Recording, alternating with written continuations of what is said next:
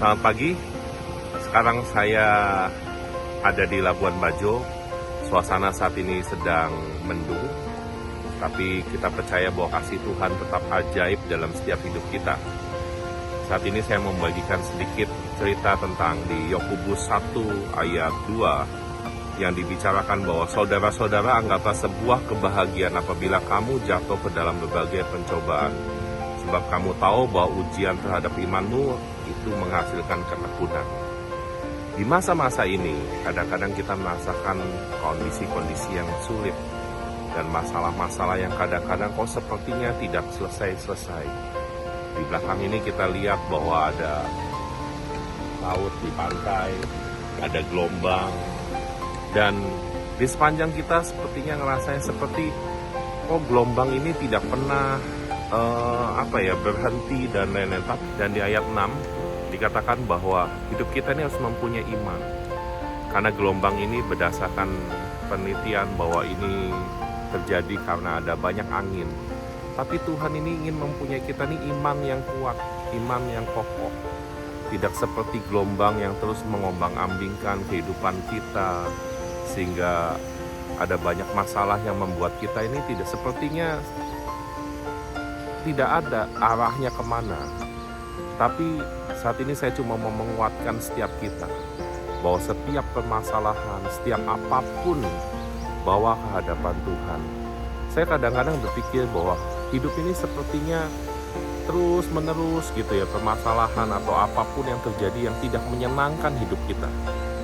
Tapi kita percaya bahwa seperti ayat tadi dikatakan, akan ada sebuah ketekunan yang itu akan membuahkan buah-buah roh di hadapan Tuhan. Kita belajar percaya bahwa apapun yang kita hadapi maka kondisi saat ini, Tuhan ikut campur dalam segala sesuatu.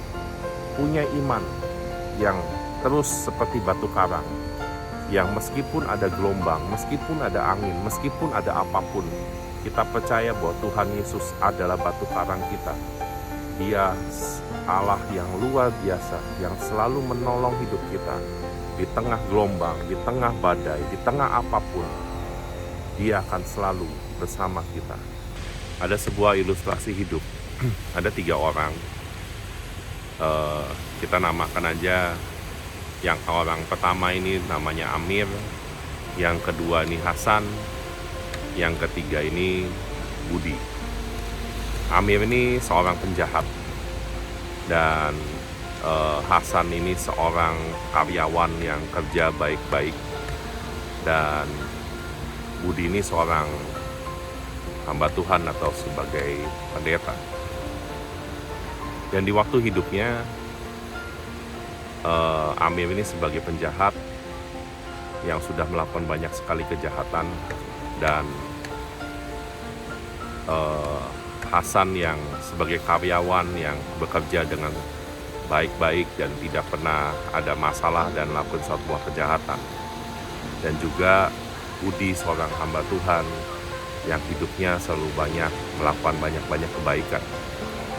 Tapi di kala itu tiba-tiba mereka ini bertiga ini mengalami sebuah sakit.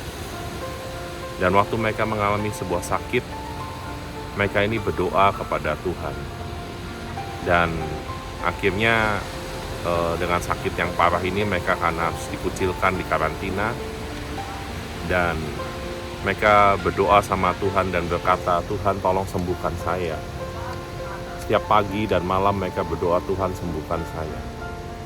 Dan gak lama kemudian seorang penjahat ini tiba-tiba sembuh secara gak cukup lama, cuma beberapa hari dia sembuh. Dan beberapa bulan kemudian Hasan ini mulai juga mengalami kesembuhan.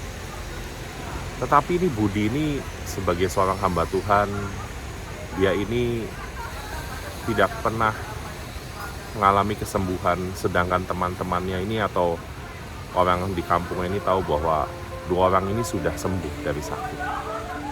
Budi selalu bertanya bahwa kenapa hal ini terjadi sama dia, sedangkan 2 orang sahabatnya itu sudah mengalami kesembuhan.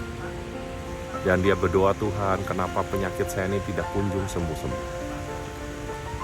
Dan suatu saat, suatu malam dia berdoa sama Tuhan dan dia bilang, Tuhan, saya sudah nggak tahan untuk mengalami ini semua, kesakitan dan lain-lain.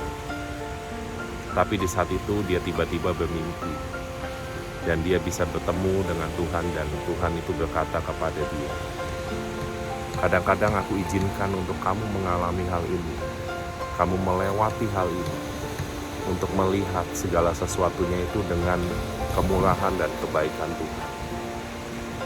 Dan waktu kau mengalami ini, kau bertekun dalam doamu.